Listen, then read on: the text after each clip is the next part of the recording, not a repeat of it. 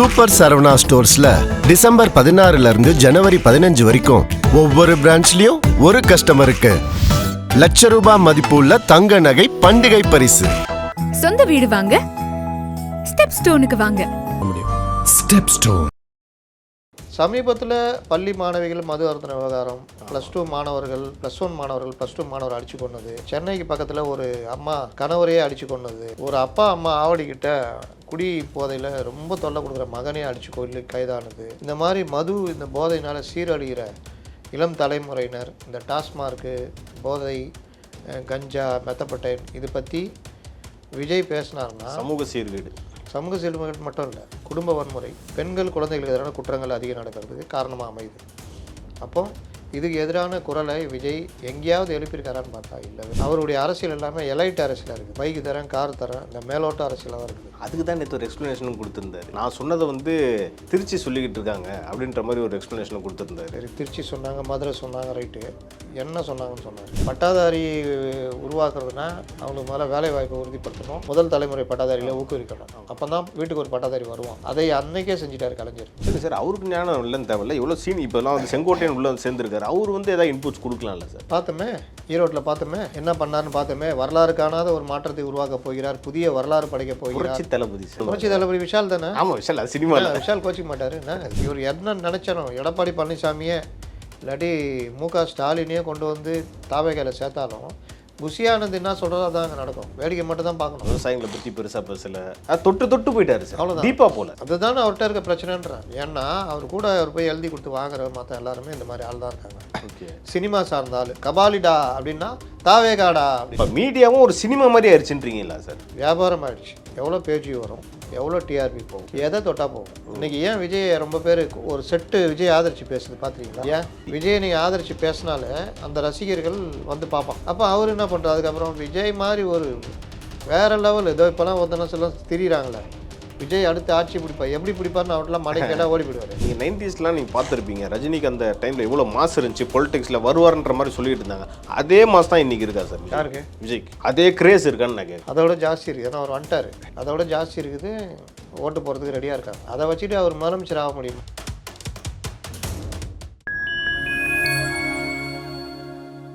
Fine time நேயர்களுக்கு வணக்கம். இன்று நம்மோடு இணைந்திருப்பவர் மூத்த பத்திரிகையாளர் திரு அப்துல் முத்தலீஃப் அவர்கள். வணக்கம் சார். வணக்கம். தாவேகா தலைவர் திரு விஜய் அவர்களோட பரப்புரையை பார்த்துருப்பீங்க, ஈரோட்டில் நடந்தது. அவரோட பேச்சுகள் தமிழ்நாடு அரசியலில் எந்த மாதிரியான தாக்கத்தை ஏற்படுத்தியிருக்கு? அதே மாதிரி தமிழ்நாடு அரசியலில் ஒரு புதிய சக்தியாக வளர்ந்து வர்றாரா சார் விஜய்? புதிய சக்தியாக வளர்றதும் வளராதும் அவருடைய அரசியலை பொறுத்து இருக்குது. சக்தியாக இருக்கார், அதில் மாற்று கருத்து இல்லை. அவர் பெரும் சக்தியாக மாறுவாரா? தவிர்க்க முடியாத சக்தியா? தவிர்க்க முடியாத சக்தின்றது எப்படின்னா, இன்றைக்கி 2 கட்சி பெரிய கட்சி, இவர் ஒரு சக்தியாக இருக்கார், தவிர்க்க முடியாத சக்தியாக 3வதாக இருக்கிறார். அதில் இவர் பெரும் சக்தியாக மாறி ஆட்சி பிடிக்கிற அளவுக்கு போவாரா அப்படின்றது தான் இவருடைய நடைமுறையை பொறுத்து. அதனால் அதை விட்டுருங்க. பேச்சு எந்த பெரிய தாக்கத்தை ஏற்படுத்தியது அப்படின்னா, ஒரு தலைவர் விவாதத்தை தூண்டி விடணும். இதை பற்றி பேசியிருக்காருன்னு அதை பற்றி ஜனங்க பேசணும். பாட்டிலுக்கு 10 ரூபா ஒன்று பாட்டு பாடினார்ல, ஆமாம், அது ஒரு விவாத பொருளாக மாறிச்சா? கண்டிப்பாக. ஆனால் அதை பற்றி அவர் விரிவாக பேசலை. ஆனாலும் அந்த பாடல் ஒரு பெரிய விவாத பொருளாக மாறிச்சு. அந்த மாதிரி அது ஏன் விவாத பொருளாக மாறிச்சுன்னா, ஏற்கனவே பல தலைவர்களும் அதை பற்றி பேசிட்டாங்க, ஒரு இதாகிடுச்சு. அது இருக்கும்போது இவர் அதை லைட்டாக குத்தி விட்டார், அவ்வளோதான். ஆனால் இவர் பேசினா விவாத பொருளாக மாறும் அப்படின்ற விஷயங்களில் வாயை திறக்க மாட்டேங்கிறார். தெரியல, திறக்க மாட்டேங்கிறான்றத விட இவருக்கு தெரியல. ஏன் தெரியலனா, நான் இப்போவும் சொல்கிறேன். சமீபத்தில் பள்ளி மாணவிகள் மது அருந்தின விவகாரம், +2 மாணவர்கள் +1 மாணவர்கள் +2 மாணவர் அடித்து கொண்டது, சென்னைக்கு பக்கத்தில் ஒரு அம்மா கணவரையே அடித்து கொண்டது, ஒரு அப்பா அம்மா ஆவடிக்கிட்ட குடி போதையில் ரொம்ப தொல்லை கொடுக்குற மகனே அடித்து கொண்டு கைதானது, இந்த மாதிரி மது இந்த போதையினால் சீரழிகிற இளம் தலைமுறையினர், இந்த டாஸ்மார்க்கு போதை கஞ்சா மெத்தப்பட்டைன் இது பற்றி விஜய் பேசினார்னா சமூக சீர்கேடு மட்டும் இல்லை, குடும்ப வன்முறை, பெண்கள் குழந்தைகளுக்கு எதிரான குற்றங்கள் அதிகம் நடக்கிறதுக்கு காரணமாக அமையுது. அப்போ இதுக்கு எதிரான குரலை விஜய் எங்கேயாவது எழுப்பியிருக்காரான்னு பார்த்தா இல்லவே, வாயை திறக்க மாட்டேங்கிறார். இன்னொன்று, அவருடைய அரசியல் எல்லாமே எலைட் அரசியலாக இருக்குது. பைக்கு தரேன், கார் தரேன், இந்த மேலோட்ட அரசியலாக தான் இருக்குது. அதுக்கு தான் நேற்று ஒரு எக்ஸ்ப்ளனேஷனும் கொடுத்துருந்தாரு. என்ன சொன்னார்? என்னன்னா, நான் சொன்னதை திருச்சி சொல்லிக்கிட்டு இருக்காங்க அப்படின்ற மாதிரி ஒரு எக்ஸ்ப்ளனேஷனும் கொடுத்துருந்தாரு. சரி, திருச்சி சொன்னாங்க, மதுரை சொன்னாங்க, ரைட்டு. என்ன சொன்னாங்கன்னு சொன்னார். இல்லை நான் சொல்கிறது எல்லாமே தப்பாக கன்வே பண்ணுறாங்க. நான் எல்லாருமே இருக்கணும்னு சொல்லிட்டு அப்படி இருக்கேன். சொல்ல ஓகே. வீடு எல்லாருக்கும் இருக்கணும்னு நான் சொல்கிறேன். ஆமாம் எல்லாருமே. நாங்களும் வீடு கட்டி கொடுத்தோன்றாங்க. ஆமாம். நாங்கள் நீங்கள் எல்லாம் வீடு கட்டி கொடுத்து எல்லாருக்கும் இன்றைக்கும் வீடு இல்லாதவங்க இல்லையா? எல்லோரும் பட்டதாரி ஆகணுன்றோம். நாங்களும் பட்டதாரி இது பண்ணோன்றீங்க. இன்றைக்கி படிக்காதவர்கள் பட்டதாரி இல்லாதவர்கள் எல்லாமே இல்லையா? இதுக்கான ஒரு குடும்ப சூழ்நிலை, ஒரு பொருளாதார சூழ்நிலை உருவாக்கணும்னு நாங்கள் சொல்கிறோம். இதில் என்ன தப்பு இருக்குது? ஆமாம். இவன் வந்து இப்படி பேசுகிறான்னு சொல்கிறாங்க. அது வைரல் ஆகலையே. பைக்கு தரோம், காரு தரோன்னு தான் மேட்ராச்சு. வீட்டுக்கு ஒரு பைக்கு, வீட்டுக்கு ஒரு காரு லட்சியம். அதற்கு ஏற்றார் போல் குடும்பவுடைய பொருளாதாரத்தை உயர்த்துறது, அப்புறம் வந்து ஒவ்வொரு வீட்லேயும் பட்டாதாரிகளை உருவாக்குறதுன்னு. எல்லா பெற்றோருக்குமே வீட்டில் பட்டாதாரியை உருவாக்கணுன்ற எண்ணம் இருக்கும். பட்டாதாரி உருவாக்குறதுனா அவங்களுக்கு முதல்ல வேலை வாய்ப்பை உறுதிப்படுத்தணும். முதல் தலைமுறை பட்டாதாரிகளை ஊக்குவிக்கணும். அப்போ தான் வீட்டுக்கு ஒரு பட்டாதாரி வருவான். அதை அன்னைக்கே செஞ்சிட்டார் கலைஞர். 1970களிலேயே முதல் தலைமுறை பட்டாதாரிக்கும் பிற்படுத்தப்பட்ட பட்டியலின மக்களுக்கான இடஒதுக்கீடு, மற்ற விஷயங்கள், வேலை வாய்ப்புகள் இதெல்லாம் கொண்டு வரும் பொழுது அதை நோக்கி நகர்தல் அதிகமாச்சு. அப்போ ஒவ்வொருத்தரும் பட்டப்படி படிக்கணும்னு. இன்றைக்கி எந்த அளவுக்கு போயிருக்குன்னா, டபுள் டிகிரி இல்லாத பட்டாதாரியே வீட்டில் இல்லைன்ற அளவுக்கு மேக்ஸிமம் நம்ம வந்து அதெல்லாம் ரீச் ஆகிறோம். எல்லாருமே குறைஞ்சது ஒரு டிகிரி படிச்சுட்டு தான் இருக்காங்க. டபுள் டிகிரி இருக்காங்க. பெண்கள் அதிக அளவில் பட்டாதாரிகளாக இருக்கிற ஒரு நிலை இருக்குது. அதையும் தாண்டி நாம் இன்னும் போகணுன்றது ஆசைப்படுறது தப்பு இல்லை. அதற்கான சொல்கிறத விஜயுடைய எண்ணத்தையும் நம்ம குறை சொல்ல முடியாது. ஆனால் வீட்டுக்கு ஒரு பைக்கு, காருன்னு சொல்கிறது சொன்னீங்களா இல்லையா? அதுக்கு இந்த விளக்கம் கொடுத்தீங்களா? அதுதான் கேள்வி. ஒரு பைக்குனா 90,000 ரூபா. ஆமாம். ஆன் ரோடு 1,00,000 ரூபா. 1,00,000 ரூபா மினிமம் பைக், ஸ்ப்ளெண்டரு இந்த மாதிரி. அப்போது 2,50,00,000 ரேஷன் அட்டைகள் இருக்குது. அதான் குடும்பங்கள். ஆமாம். அப்படி கணக்கு போட்டிங்கன்னா 2,50 கோடி இன்ட்டு 1,00,000 ரூபா போட்டால் எங்கே போவோம்? எங்கேயோ போகுது. பெரிய போர்வையாக வாங்கி துண்டை போட்டுக்க வேண்டியதான் தலையில். அப்போ இதுக்கே எப்படின்னா கார் லட்சியம். அதுக்கு ஒருத்தர் பத்திரிகையில் பேட்டி கொடுக்கும்போது சொல்கிறாரு, ஏன் இது எங்கள் தலைவர் சொன்னார்னா, சிங்கப்பூர்லலாம் பாருங்கள் காருன்னு. சிங்கப்பூரையும் தமிழ்நாட்டையும் நீங்கள் ஒப்பிடுறீங்கன்னா உங்கள் அரசியல் ஞான சூன்யம் தான் சொல்லணும். ஏன்னா ஒரு நாடு ஒரு திருச்சி மாவட்டம் சைஸு, ஒரு மாவட்டம் சைஸுக்கு இருக்குது. அந்த நாடு ஒரு கேந்திரமான இடத்துல இருக்கிறதுனால அதனுடைய வருமானம் வேறு லெவலில் இருக்குது. அப்போ ஒரு வீட்டில் 2 பேர் இருக்கிறாங்க, ஆளுக்கு 1,00,000 ரூபா சம்பாதிக்கிறாங்க. ஒரே ஒரு குழந்தை இருக்குன்னா அவங்களுக்கு செலவே 40,000 ரூபா தான் ஆகுதுன்னா 1,60,000 ரூபா மாதம் மிச்சம் பண்ணுறாங்கன்னா அவங்களுடைய பொருளாதார வளர்ச்சி வந்து பயங்கரமாக இருக்கும். கரெக்டாக? ஒரு வீட்டில் 10 பேர் இருக்கிறாங்க, மொத்தமே 50,000 ரூபா தான் சம்பாதிக்கிறாங்க. மாதம் 10,000 ரூபா கடன் வாங்குறாங்கன்னா அவங்களையும் ஒன்றுன்னு சொல்ல முடியுமா? இப்போ விஜய் வந்து இன்னும் அடித்தட்டு மக்களை வந்து புரிஞ்சுக்கலன்னு தான் நம்ம எடுத்துக்கணும். மண்ணிற்கான பிரச்சனைகளை பற்றியோ மண் சார்ந்த கோரிக்கைகள் பற்றியோ அவருக்கு எந்த வித ஞானமும் இல்லை. சரி சார், அவருக்கு ஞானம் இல்லைன்னு தேவையில்ல. எவ்வளோ இப்போலாம் வந்து செங்கோட்டையன் உள்ளே வந்து சேர்ந்துருக்காரு. அவர் வந்து ஏதாவது இன்புட்ஸ் கொடுக்கலாம்ல சார்? பார்த்தோமே, ஈரோட்டில் பார்த்தோமே, என்ன பண்ணார்னு பார்த்தோமே. வரலாறு காணாத ஒரு மாற்றத்தை உருவாக்க போகிறார், புதிய வரலாறு படைக்க போகிறார். புரட்சி தளபதி சார், புரட்சி தளபதி. எங்கள் அருண்ராஜ் கூட சொல்லுங்க. அருண்ராஜ் ஒரு அலுவலர். அவர் கூட இவரே தலைவர் விஜய் அப்படின்னு பேரே சொல்கிறார் விஜய்னு. இவர் பேர் கூட சொல்ல மாட்டேங்கிறார், புரட்சி தளபதி. ஒருவேளை புரட்சி தமிழருக்கு போட்டியா புரட்சி தளபதி அப்படி எடுத்துக்கணும். புரட்சி தளபதி விஷால் தானே? ஆமாம் விஷால், அது சினிமாவில் விஷால் கோச்சிக்க மாட்டார். என்ன யாரும் இவர் சொல்ல போல. அப்போது இந்த மாதிரி பேர் வைக்கிறது இந்த மாதிரி லெவலில் தான் இவர் இருக்காரே தவிர, இவராலையும் இன்னொன்று இவர் என்ன நினச்சாலும் எடப்பாடி பழனிசாமியே இல்லாட்டி மு.க. ஸ்டாலினையே கொண்டு வந்து தாவேகையில் சேர்த்தாலும் புஷி ஆனந்த் என்ன சொல்கிறதோ அதான் அங்கே நடக்கும். வேடிக்கை மட்டும் தான் பார்க்கணும் சார். இப்போ புஷி ஆனந்துக்கு என்ன தான் சார் தெரியும்? ஏன்னா அவர் பாண்டிச்சேரியை சேர்ந்து புஷி ஆனந்து ஒன்று தெரியும், யாரையும் செயல்பட விடாமல் பார்த்துக்கொள்வது, விஜய்கிட்ட யாரையும் நெருங்க விடாமல் பார்த்துக்கொள்வது. நீங்கள் எதில் உங்களுக்கு நாலேஜ் இருக்குன்றதை பொறுத்து தான் கட்சி வளரும். இந்த மாதிரி நாலேஜ் உள்ளால விஜய்கிட்ட யாரையும் நெருங்க விடக்கூடாது, நம்மளை மீறி எவனும் இது பண்ணக்கூடாது. நிலப்பிரபுத்துவ மனப்பான்மை. நான் எந்திரிச்சா எந்திக்கணும், நான் உக்காந்தா உக்காரணும், என் காலில் உழணும், நான் போடுற மாதிரி ட்ரெஸ் பண்ணணும். இப்படிலாம் ஒருத்தன் இருக்கிறான்னா அவனை வந்து நம்ம முழு மன வளர்ச்சி இல்லாத ஆள் தான் நம்ம சொல்ல முடியும். அப்போ அந்த கட்சியோட வளர்ச்சி அங்கேயே தடைப்பட்டு போகுது. அவ்வளோதான். ஒரு நிறுவனம் நான் நடத்துகிறேன், ஏன்பா தேவராஜ் வா நீ தான் ஹெட்டு, எல்லா ஆள்லாம் வேலைக்கு எடுப்பான்ட்டு நான் இன்வெஸ்ட் பண்ணுறேன். நீ என்ன பண்ணுற, கொஞ்சம் நல்ல ஆளை எடுத்தா நம்மளை விட தேவைன்னா என்கிட்ட நெருங்கிடுவேன். ஆமாம், நாளைக்கு நம்மளுக்கு பிரச்சனை ஆகிடுமோ. நீ எடுக்கிறது எல்லாம் மொக்க பீஸாக எடுக்கிறேன். நான் உன்னையே தகுதி இல்லாமல் தான் எடுத்திருக்கேன். ஏன்னா உனக்கே மீடியா பற்றி தெரியாது, எதுவுமே தெரியாது. ஓகே. ஆனாலும் என் கூட பழகிற பையன், எனக்கு பிடிச்ச ஆள், என் கார்லாம் ஓட்டியிருந்த, அதனால் உனக்கு வந்து ஒரு பொறுப்பை கொடுக்கலான்னு கொடுக்குறேன். நீ அதை பயன்படுத்திக்கிட்டு மீடியானா என்ன தெரிஞ்சிக்கலான்னா ஒரு 2 பேர் மீடியாவில் இருக்கிறவனை எடுத்துக்கிட்டா ஏன்பா என்னப்பா செய்யணும் அது செய்யணுன்ட்டு பண்ணலாம். ஓரளவுக்கு அந்த கொடுத்த பொறுப்பை செய்யலான்னு செய்யலாம். ஓகே. நீ அதையும் செய்யல, நீ என்ன பண்ணுற, எவனா விஷயம் தெரிஞ்சவன் எடுத்துட்டா என்கிட்ட நெருக்கமாகிடுவான்.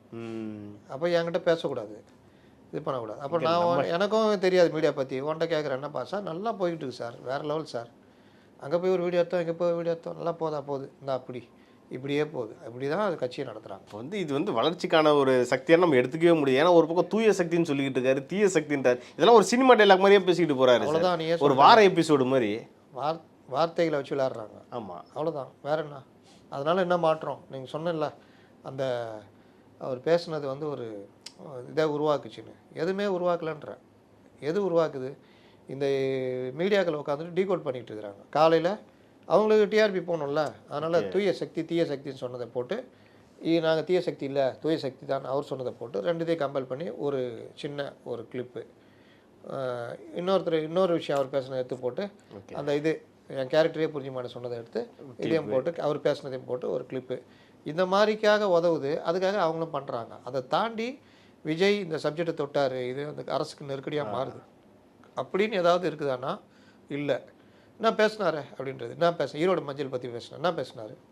ஈரோடு மஞ்சளில் என்ன பிரச்சனைன்னு பேசினாரா? விவசாயிகளை பற்றி பெருசாக பேசலை, அது தொட்டு போயிட்டாரு சார். அவ்வளோதான். தீபா போல அதுதானே அவர்கிட்ட இருக்க பிரச்சனைன்றான். ஏன்னா அவர் கூட அவர் போய் எழுதி கொடுத்து வாங்குற மற்ற எல்லாருமே இந்த மாதிரி ஆள் தான் இருக்காங்க. ஓகே. சினிமா சினிமா சார்ந்தாலும் கபாலிடா அப்படின்னா தாவேகாடா அப்படி. ஏன்னா அந்த காளிங்கராயர் அணையை பற்றி பேசியிருந்தேன், அதை பற்றி இது வரைக்கும் யாரும் பெருசாக பேசி நான் பார்த்தது இல்லை. அந்த சப்ஜெக்டை தொட்டிருக்காரு, அது வேணா கொஞ்சம் பாராட்டக்கூடிய. காளிங்கராயர் பற்றி சீமான்லாம் ஏற்கனவே பேசியிருக்காரு. ஓகே.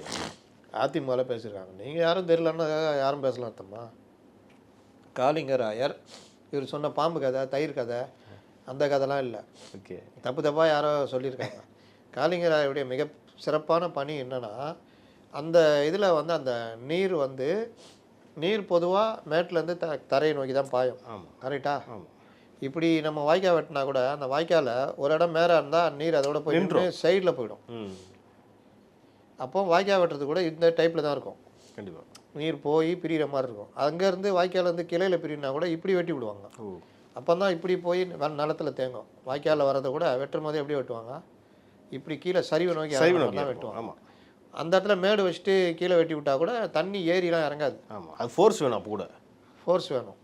அந்த ஃபோர்ஸ்லாம் இயற்கையான இதில் கிடைக்காது. ஓகே. வெள்ளங்கள்லாம் வந்தால் அது நீ என்ன பண்ணாலும் அது பார்த்துக்கும். மொத்தம் போயிடும். அப்போ ஒரு ஆறு ஓடுது, அதை நீர்த்தேக்கம் பண்ணணும், எல்லா இடத்துக்கும் அந்த நீரை கொண்டு சேர்க்கணும். அப்படின்றப்போ பலரும் இது இயலாத காரியன்றப்போ காளிங்கராயன் யோசிக்கிறாரு. ஓகே. அப்போ இப்படி போனால் முடியாது, அதையே இப்படி கொண்டு போய் மறுபடியும் இப்படி கொண்டு போய் பண்ணால் அது அந்த இதிலே கொண்டு போனால் ஓகே, அப்போ நீரை கொண்டு போக முடியும். அந்த மாதிரி பாம்பு மாதிரி அவர் மேட்டில் ஏற முடியாத இதை பாம்பு மாதிரி பண்ண மூலிமா அந்த நீரை கொண்டு போகிறதுக்கான கால்வாய்கள் எல்லாம் வெட்டி அணையை வெட்டினார். அதனால தான் அவர் சிறப்பு. அந்த காலத்தில் அறிவியல் விஞ்ஞானம் எதுவுமே இல்லாத காலத்தில் இப்படி யோசிச்சு பண்ணாரு அப்படின்றது தான். இதை தான் விஜய் சொல்லிட்டு போயிருக்காரு. அதுவும் டீப்பாக சொல்லிட்டு போல பாம்பு வச்சுது எதுவும் சொல்ல தெரியல. அதுதான் சொல்ல வர்றேன். இந்த மாதிரி தான் இவர்களுடைய அரசியல் இருக்கிறது. சொல்றது விஜயோட பேச்சை பற்றி உதயநிதிட்ட கேட்குறாங்க. அவர் ஒரே ஒரு ஒருத்தர் சொல்லிட்டு போறாரு சார், இதை பற்றி நீங்கள் அவர்கிட்ட போய் கேளுங்க அப்படின்ற. அதெல்லாம் கரெக்டான விஷயம் தானே சார் நீங்கள் சொல்லுங்கள்? எது இல்லை, உதயநிதி போய் கேட்குறீங்க, நீங்கள் என்கிட்ட கேட்குறீங்க, இதை போய் நீங்கள் அவர்கிட்ட போய் கேளுங்க, அப்புறம் எல்லாம் தெரியும் அப்படிங்கிறாரு. அது ஏன் அது அப்படி இல்லை. அது ஓகே, அவருக்கும் தெரியாது. அப்போ ரெண்டு பேரும் ஒன்று தான்றீங்களா? ஒரு காலத்தில் ஏதாவது முக்கியமான விஷயத்தை பற்றி நம்ம முதல்வர்கிட்ட கேட்பாங்க, அவர் எதிர்கட்சி தலைவர் இருக்கும்போது. ஓகே, இதை ஜெயலலிதா போய் கேளுங்கன்னு, அங்கே போய் கேளுங்கன்னு. என்ன நீங்கள் பத்திரிக்கையாளர் உங்கள்கிட்ட கேட்கும்போது உங்கள் கருத்தை சொல்லுவேன், அதை சொல்லுமா அங்கே போய் கேளுங்கன்னு. இது என்னன்னா இவருக்கும் அந்த கதை தான். இவருக்கும் பதில் சொல்ல வராது. அவர்கிட்ட கேட்குறாங்கல்ல, இந்த பெரியார் வேறு ஏதோ ஒன்று சொன்ன கேட்டாங்களா, இளம் பெரியார். அதுக்கு அவர் என்ன சொல்கிறாரு, அவரை ஒரு ப்ரெஸ்ஸை பார்க்க சொல்லுங்க. அதுக்காக தான் பதில். இதுதான் பதிலா? இதுக்கு பதில் இது இல்லையே. ப்ளேம் கேம் மாதிரி ரெண்டு பேரும் பண்ணிக்கிட்டு இருக்காங்க.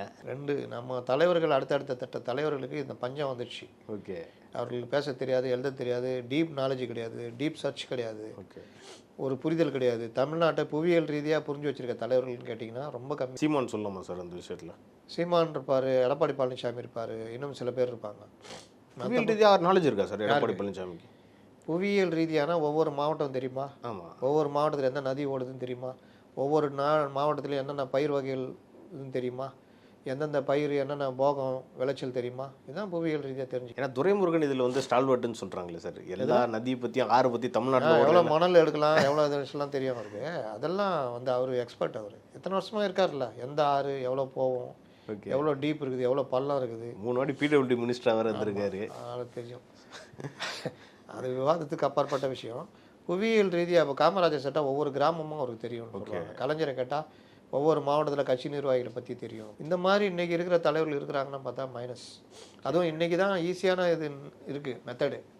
சார் இந்த மாதிரி ஒரு டேப்லேயே வச்சுக்கலாம். ஆமாம், அந்த அளவுக்கு எல்லாமே வச்சுக்கலாம். ஒரு இது சர்ச் பண்ணோம், பேச போகிறீங்க, ஈரோடு மஞ்சள் பற்றி பேச போகிறீங்க, என்ன பிரச்சனை? ஜியோ டேக் பிரச்சனை. ஏல போட்டால் எல்லாம் வந்துருதே சார் இன்னைக்கு. ஹீரோ எத்தனை பேர் பார்க்குறாங்க, அதானே மேட்ரு. எல்லாம் இருக்குது, கை விரல் நுனியில் எல்லாம் இருக்குது. எத்தனை பேர் அதை சர்ச் பண்ணி படிக்கிறீங்க, தானே பிரச்சனை. உங்கள் நேரம் எதில் போகுது? ரீல்ஸ் பார்க்கறதுல போகுது. ஒரு ரீல் பார்க்கணுன்னு ஆரம்பிக்கிறீங்க, அடுத்து தள்ளுறீங்க, அடுத்து தள்ளுறீங்க. அந்த ரீல் நல்லா இருந்தால் அதை செலக்ட் பண்ணி அதுக்குள்ளே போகிறீங்க, மறுபடியும் வெளியில் வந்து அந்த ரீல்லே போகிறீங்க. அதில் நடுவில் 4 ஆண்டிங்க வர டான்ஸ் ஆடுது, அப்புறம் அதுக்குள்ளே போயிடுறீங்க. இப்படிதான் நடக்குது. அது காட்டுற வழியில தான் போய்கிட்டு இருக்கோம். அப்போது நம்மளுடைய நேரங்கள் ஒரு சீரட்டு குடிக்கிறதோட மோசமானது அந்த ரீல் பார்க்குறது. அந்த அளவுக்கு மோசமானது. மூளையை மழுங்கடிச்சு அந்த அளவுக்கு உடல்நலக்கேடு, கழுத்து வலி, பல்வேறு பிரச்சனைகள் வருது. ஆனால் நம்ம இதை பேசிக்கிட்டு பார்த்துக்கிட்டு இருக்கோம். தேவையான விஷயம் சர்ச் பண்ணுறோமா? நேற்று ஈரோடு மஞ்சள் பற்றி பேசணுன்னா நான் என்ன இதுன்னு பார்க்குறேன், 2-3 பேரை கேட்குறேன், தெரியல. அப்புறம் சர்ச் பண்ணால் தெரியுது ஈரோடு மஞ்சளுக்கு ஜியோ டேக் வாங்கியிருக்காங்க 2017. இவங்க வாங்கினாலும் அந்த ஜியோ டேக்கை வந்து இப்போ எப்படின்னா இருட்டுக்கடை அல்வா இருக்குது, 10 பேர் இருட்டுக்கடை அல்வான்னு வச்சுக்குவோம். அப்போ இருட்டுக்கடை அல்வான்ற பேரையே பயன்படுத்தக்கூடாது. இந்த அல்வா தான் இருட்டுக்கடை அல்வா. இதுக்கு டிமாண்டை கிரியேட் பண்ணணும். எங்ககிட்ட வாங்கினீங்கன்னா இப்படி தான், இவ்வளோ ரேட்டு. அவன்கிட்ட நீ 40 ரூபா வாங்கிக்கோ, எங்கள்கிட்ட 60 ரூபா தான் கிலோ. அப்போ இந்த இதுக்கு தனி இது இருக்குது, இதை மார்க்கெட்டிங் பண்ணுறது. அப்போ இதுக்கான தேவை உருவாக எவனோ இந்த பேரை பயன்படுத்தாமல் பார்த்துக்கிறது. இன்றைக்கி அது இல்லை. ஈரோடு மஞ்சள் மற்ற மஞ்சள்களை விட மருத்துவ குணமிக்க வருது அப்படின்னு பேர் வாங்கினது. அதுக்கு தனியாக ஜியோ டேக் வாங்கிட்டாங்க. ஆனால் அந்த மஞ்சளை இவர்களுக்கு மட்டுமே உரித்தானது, மற்றவன் பயன்படுத்தினா அதை தடுக்கணும். ஒருத்தன் வேற எங்கேயாவது இருக்கும், ஆந்திராவில் வாங்கிட்டு வந்து ஈரோடு மஞ்சள் விற்பான், அதை தடுக்கணும். இந்த வேலையெல்லாம் பண்ணணும். ரெண்டாவது, இந்த விவசாயிகளுடைய உற்பத்தி இருக்குல்ல, அதை இடைத்தரகர்கள் உள்ளே பூந்து இந்த இதுக்கு மாற்றா அவன் ஒன்றும் இல்லாத மஞ்சள் இது போயிட்டு அப்படின்னு வாங்கிட்டு போய் அவன் மார்க்கெட் பண்ணி விற்கிற இதுக்கு. அப்போ யார் பாதிக்கப்படுறா? விவசாயிகள். இவ்வளோ விஷயங்கள் ஈரோடு மஞ்சளில் இருக்குது. பேசுகிறாரா? இதை பற்றிலாம் பெருசாக பேசலையே சார். குறைந்தபட்சம் ஜியோ டேக் ஈரோடு மஞ்சளுக்கான நியாயமான விலை கிடைக்கணும். அந்த விவசாயிகளை வஞ்சிக்கிறாங்க, அரசு இதில் கவனமே செலுத்தலை. இப்படி பேசினா கூட போதுமே சார். அதாவது நீங்கள் சொல்கிறீங்க, இந்த ஊடகங்களும் பாருங்கள், ஈரோடு மஞ்சள் பற்றி பேசுனாங்களா? இல்லை, பேசல. எதை பற்றி பேசுனாங்க? விஜய் பேசினாரு, தூய சக்தின்னு சொன்னார், தீய சக்தின்னு சொன்னார். இவ்வளோதான். ஒரு சென்சேஷனலான வார்த்தையை மட்டும் எடுத்துக்கிறாங்களே சார். அந்த ரசிகர்கள் போய் அங்கே பாரத்தை மூடுறதுக்கு போராடினா அங்கே ஒருத்தன் கையை கடிச்சானா அதை தான் செய்தி ஆகிறது. இப்போ மீடியாவும் ஒரு சினிமா மாதிரி ஆயிடுச்சுன்றீங்களா சார்? வியாபாரம் ஆயிடுச்சு. எவ்வளோ பேஜ் வரும், எவ்வளோ டிஆர்பி போகும், எதை தொட்டால் போகும். இன்றைக்கி ஏன் விஜய் ரொம்ப பேர் ஒரு செட்டு விஜய் ஆதரிச்சு பேசுது பார்த்துருக்கீங்களா? ஏன் விஜய் நீங்கள் ஆதரிச்சு பேசினாலே அந்த ரசிகர்கள் வந்து பார்ப்பான். ஓகே. அப்போ இவர் பேசுகிறாரு, இவர் தேவராஜன் பேசுகிறாரு. தேவராஜன் 4 இடத்துல போய் உட்காந்து பேசினான்னா தேவராஜன் நம்மளுப்பா அரசியல் விமர்சகர், உடனே அவரை பற்றி அவர் இதை பார்க்குறது. அப்போ எடுக்கிறவன் தேவராஜனை கூப்பிடுவோம்பா, அவர் பேசினாருன்னா 40,000 போகுது பேஜ் வியூஸு 40,000 போகுது, கூப்பிடு. அப்போ அவர் என்ன பண்ணுறாரு? அதுக்கப்புறம் விஜய் மாதிரி ஒரு வேறு லெவல், ஏதோ இப்போலாம் ஒருத்தனை சொல்ல திரிகிறாங்களே, விஜய் அடுத்து ஆட்சி பிடிப்பா, எப்படி பிடிப்பார்னு அவர்லாம் மடை கேட்டால் ஓடி போயிடுவார். அதுதான் இதுதான் அவ்வளோ புல்லுன்றாங்கல்ல. ஏன் ஜேர்னலிசம்ன்றது ஜீரோ அங்கே. நம்முடைய வியாபாரம் படுத்துக்குது. ஓகே. அப்போ என்ன பண்ணுறது? விஜய் பற்றி பேசினா எந்திக்குது. சரி, ரைட்டு. அப்போ விஜய் பற்றி பேச கொஞ்சம் எழுந்தோன்னு அவனும் வந்துடுறான். தலைவர் நல்லா பேசுகிறீங்க, பார்த்து பண்ணுறேன், நீங்களே பேசுங்க. உடனே அவர் விஜயை அரசியல் முதிர்ந்த தலைவர் அவ்வளோதான். அதனால் இது இன்னைக்கு வியாபாரமாக மாறிட்டு போகுது. விஜய் பற்றி தான் பேசுவாங்க தவிர விஜய் பேசுனதை பற்றி பேச மாட்டாங்க. சார், நீங்கள் சொன்னீங்க நிறைய பேருக்கு வந்து நீங்கள் அரசியல் தலைவருக்கே பல பேருக்கு அந்த அரசியல் நாலேஜ் இல்லைன்றீங்க. அவங்கள விட்டுருங்க சார். மக்களுக்கு கரெக்டான அரசியல் நாலேஜ் இருக்கா சார்? மக்களுக்கு இருக்கணும்னு அவசியம் இல்லைங்க. மக்களுக்கு எல்லா விஷயத்தையும் அவசியம் கிடையாது. மக்களுக்கு அதுக்கு கொண்டு போய் சேர்க்குற பணி தான் ஊடகங்களுக்கும் அரசியல்வாதிகளுக்கும் மற்ற எல்லாருக்குமே உண்டு. மக்கள்கிட்ட பிரச்சனையும் பார்த்தானே எல்லா உலகம் முழுவதுமே மக்கள் மலிவான விஷயங்களை தேடி தான் ஓடுவாங்க. ஏன்னா ஃபர்ஸ்ட்லாம் மீடியாலாம் ரொம்ப கம்மி சார். யூடியூப்ல எல்லாருமே பேசிக்கிட்டு இருக்காங்க. அப்போ மக்கள் யாரை பியூரிஃபை பண்ணி பார்க்குற விஷயம் இருக்குல்ல சார்? அது அவரவர்கள் கையில் தான் இருக்குது. எது நல்லதுன்னு தேடுறது அவங்கவுங்க கையில் இருக்குது. நீங்கள் இன்றைக்கி ஒரு அம்மா வந்துட்டு திடீர்னு குப்புறப்படுத்தா பிரஸ்ட் கேன்சர் வரும், நிமிந்து படுத்தா இது சரியாகனா ஒன்று உருட்டிட்டு இருந்தது. ஆள் பார்க்குறதுக்கு பார்வையாக இருக்கும். உடனே எல்லாரும் விளையாடுறோம் போய் சொல்ல மாட்டான், அந்த மாதிரி சொல்கிறதுன்னு நம்பிட்டு கண்டதை பண்ணியிருந்தாங்க. ஒரு கட்டத்தில் மெடிக்கல் கவுன்சில் கூப்பிட்டு, நீ முதல்ல வா, நீ டாக்டரா நீ? இல்லை நான் வந்து சித்தா டாக்டரு. சித்தா டாக்டர் இருந்துட்டு நீ கண்டதை பேசினுக்கிற அப்படின்னு கூப்பிட்டு இது பண்ணி தூக்கி விட்டாங்க. ஓகே. இந்த மாதிரி கண்டதை பேசுகிறவங்க இருக்காங்கல்ல, முன்னோர்கள் ஒன்று முட்டாள்கள் அல்லன்னு ஒருத்தன் உருவாங்க. அப்புறம் இது சாப்பிட்டா டெய்லி காலைல எழுந்துச்சி இதெல்லாம் குடிச்சிங்கன்னா உங்களுக்கு சர்க்கரை வியாதியே வராதுன்னுவான். இது ப்ரூவ்டா அப்படின்னு கேட்டால் குறைந்தபட்சம் ஏஐயில் இதுக்கு ஏதாவது அறிவியல் ஆதாரம் இருக்கான்னா, இப்போ ஜெமினிலாம் 3 பில்லியன் கிட்ட தகவல்களை சேகரித்து வச்சுருக்கு. ஓகே. அது போய் டக்குன்னு தேடி கொண்டு வந்து கொடுக்கும். அதுக்காக எல்லாத்தையும் சொல்கிறதெல்லாம் நம்பிடக்கூடாது. இது இப்போ கிராம்பு சாப்பிட்டா இது கிராம்பு தண்ணி குடித்தா இந்த மாதிரி சொல்கிறாங்கல்ல, இது நிரூபணமானதா? அப்போனா அறிவியல் பூர்வமாக எங்கேயா நிரூபணமாக இருந்தால் அதை கொண்டு வந்து தரோம். இதை கூட நான் பார்க்க மாட்டேனே, எனக்கு தான் படிக்கவே பிடிக்காத, பார்க்கறதுக்கு மாறிட்டேனே நான். புரியுதா? இதான் நீ பிரச்சனை. அதனால தான் கண்டத்தை போட்டுக்கிட்டு இருக்கேன் இன்னைக்கு இருக்க. அதனால தான் சார் நான் சொல்கிறேன், இன்னைக்கு இருக்க இந்த ரீல்ஸ் கலாச்சாரத்தில் வந்து குறிப்பாக இளைஞர்கள் 2K கிட்ஸ், ஜென்சி கிட்ஸ்லாம் வந்து விஜயை கண்மூடித்தனமாக நம்புறாங்களே சார். அவர் பார்க்குற ரீல்ஸில் விஜய் வராரு, அவர் பேசுகிறத மட்டும் பார்த்துக்கிட்டே இருக்காங்க. அவங்கள எப்படி சார் வழி நடத்துறாங்கன்னு? எதுக்கு வழி நடத்தணும்? அவங்க தான் அவங்க வாழ்க்கையை தீர்மானிச்சிக்கணும். இப்படி தான் ஒவ்வொருத்தர் நடிகர் பின்னாடி அது பின்னாடி ஓடி இருந்தாங்க. இதனால் யாரை லாபம் அடைகிறா, விஜய் எப்படி லாபம் அடைகிறாரு, விஜய் நமக்கான தலைவரா அப்படின்னு சிந்திக்கணும். விஜய் பிடிக்குது, விஜய் படத்தை பார்க்குறேன். இப்போ ரஜினியை எனக்கு பிடிக்கும், ரஜினி படத்தை நான் பார்ப்பேன். அதுக்காக ரஜினி அரசியலை நான் ஏற்றுக்கணும்னு என்ன அவசியம் இருக்கா? வந்த புதுசில் நான் தான் எதிர்த்தேன். உங்கள்கிட்ட என்ன இருக்குது? வரும்போது ஆன்மீக அரசியல்னு வர்றீங்க. உங்கள்கிட்ட என்ன தெளிவான திட்டம் இருக்குது? நீங்கள் நல்லவராக இருக்கலாம், ஆனால் உங்கள் கூட வர்றவங்களாம் தப்பா நல்ல ஆளாக தெரியலையே. ரெண்டாவது, நீங்கள் என்ன அரசியல் கொடுக்க போகிறீங்க? நீங்கள் ஒரு எல்லாருக்கிட்டையும் ஃப்ரெண்ட்ஷிப்பாக போகணும்னு நினைக்கிற ஆள், நீங்கள் எப்படி எல்லாத்தையும் எதிர்த்து நிற்பீங்க? உங்ககிட்ட என்ன அரசியல் பார்வை இருக்குது அப்படின்னு கேட்டால் ஒன்றும் கிடையாது. இன்ஃப்ராஸ்ட்ரக்சர் இருக்கா? அதுவும் இல்லை. ஒரு கட்சி உங்களை தூக்கி பிடிச்சிட்டு வருது, அப்புறம் எப்படி சரியாக இருக்கும்னு கேட்டால் ரசிகர்களுக்கு கோவம் வந்துச்சு. ரொம்ப பேர் நம்மள்ட்ட பேசாமலாம் போனாங்க. ஆனால் இப்போ நான் ரஜினி சொன்ன மாதிரி வரலையே அரசியல். அப்போது ஒரு ரசிகனாக இருக்கிறது வேறு, அவர் அரசியல் தலைவராக ஏற்றுக்கிறது வேறு. அவர் ரசிகர்கள் தான் தீர்மானிக்கும். நீங்கள் 90ஸ்லாம் நீங்கள் பார்த்துருப்பீங்க, ரஜினிக்கு அந்த டைமில் எவ்வளோ மாஸ் இருந்துச்சு, பொலிட்டிக்ஸில் வருவார்ன்ற மாதிரி சொல்லிட்டு இருந்தாங்க. அதே மாஸ் தான் இன்றைக்கி இருக்கா சார்? யாருக்கு? விஜய்க்கு அதே கிரேஸ் இருக்கான்னு நான் கேட்குறேன். அதோட ஜாஸ்தி இருக்குது. ஏன்னா அவர் வந்துட்டார். ஓகே. அதோட ஜாஸ்தி இருக்குது. ஓட்டு போகிறதுக்கு ரெடியாக இருக்காங்க. அதை வச்சுட்டு அவர் முதலமைச்சர் ஆக முடியுமா, ஜெயிக்க முடியுமானா முடியாது. ஏன்னா அவருக்கு பொலிட்டிக்கலாகவும் தெரியல, ஒரு கட்சியை எப்படி வழிநடத்திட்டு போகணும்னு தெரியல. இப்போலாம் அவர் நம்புங்கள் நாராயணன் கதையாக இருக்கார். நம்ம வந்துடுவோம், நம்பணும் அப்படின்ற மாதிரி இருக்கார். ஓகே. அது இல்லை, ஒரு சின்ன கரூர் சம்பவத்தில் அடித்து விரட்டி விட்டாங்க. டிஎம்கே யாருன்னு காட்டிச்சு. இவங்களால எதிர்த்து நிற்க முடிஞ்சதா? ஒருத்தர் காட்டுக்குள்ளே ஓடி போய் ஒழிஞ்சினார். இதோ வருகிறார் நம்ம இது நேற்று சொன்னார். சிபிஐ விசாரணைக்கு ரத்து கேட்குறாங்க, அதை பற்றி ஒரு அறிக்கை கூட வரல. அவங்க பிரச்சனை. ஆமாம், முதலமைச்சர் சட்டசபையில் எதிர்த்து பேசுகிறாரு, இவங்கள குற்றவாளி ஆக்கி பேசுகிறாரு. எடப்பாடி பழனிசாமி உள்ள சட்டை போடுறாரு, வெளியில் வந்து பேட்டி கொடுக்குறாரு.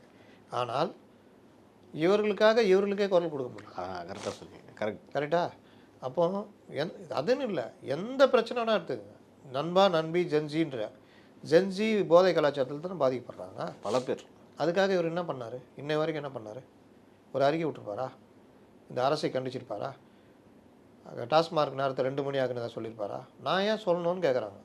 அவர் எதுக்குங்க சொல்லணும் அப்படின்னு கேட்குறாங்க. ஓகே, இறுதியாக நீங்கள் ஒரே வார்த்தையில் சொன்னீங்க, ஏற்கனவே சொன்ன மாதிரி எலைட் அரசியல் தான் இவரோட தெரிஞ்ச அரசியல். ஆமாம், பைக் கொடுக்குறேன், கார் கொடுக்குறேன், பைக் லட்சியம், கார் நிச்சயம். பைக் நிச்சயம், கார் லட்சியம்ன்றாங்க. சோறு இல்லாமல் இருக்கிறான்றது தான் மண் சார்ந்த அரசியல். அது மக்களை புரிஞ்சுக்கலன்னு தானே அர்த்தம். அப்போ அவருக்கு எல்லா மக்களும் அப்படி இல்லையே. அவரை சார்ந்தவங்க, சினிமா கவர்ச்சியில் இருக்கிறவங்க பண்ணுறாங்க. எல்லாரும் இவரை ஏற்றுக்கிட்டாங்களா என்ன? எல்லாரும் பலரும் காமெடி பீஸாக பார்ப்பாங்கல்ல. ஓகே, அதனால தான் சொல்கிறேன், இவர் ஆட்சியெல்லாம் பிடிக்க முடியாது. அப்புறம் என்ன பண்ணுவார்? போடா அப்படின்ட்டு ரசிகர்கள் வேண்டுகோளுக்கு இணங்க நான் மறுபடியும் சினிமாக்கே வரேன். சினிமாவுக்கு 250 கோடி சம்பளம் அவன் கொடுப்பான்.